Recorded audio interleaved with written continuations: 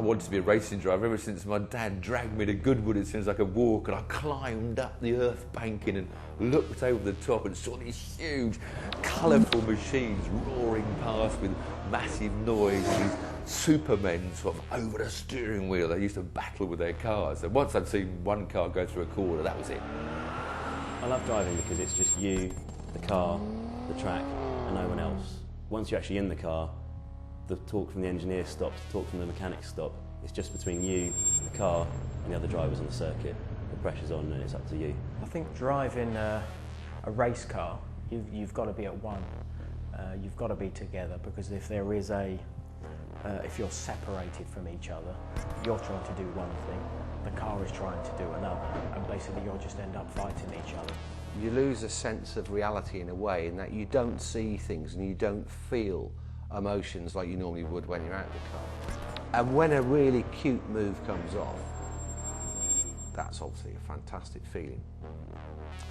But the weird thing is, as soon as it's happened, that feeling's over. You know, there's no elation after it's happened, because the fun is doing it. I finally got to a clear bit of road and just jammed the throttle out. And everyone remembers the sort of look of shock on my face as this thing just launched itself down this road with the sound of that amazing V12 engine singing in my ears. And that sort of moment lives with you for a long, long time. When you're driving, your heart rate obviously goes up.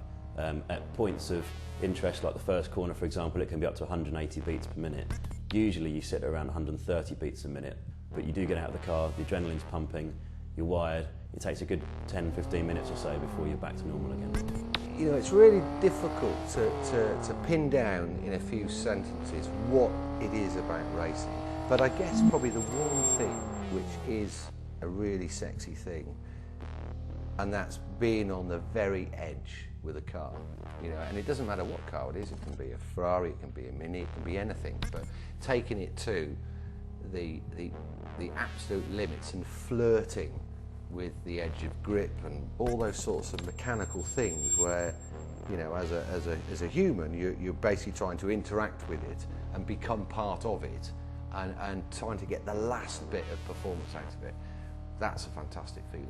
I will get all the feelings I need from more or less through the steering wheel, and you'll feel the contact that goes through the steering column, through all the suspension, to the tyres that goes onto the track. And when you get that feeling, that's when you're going to get the best from the car. To any driver, it's just taking whatever you've got to the edge, to the limit.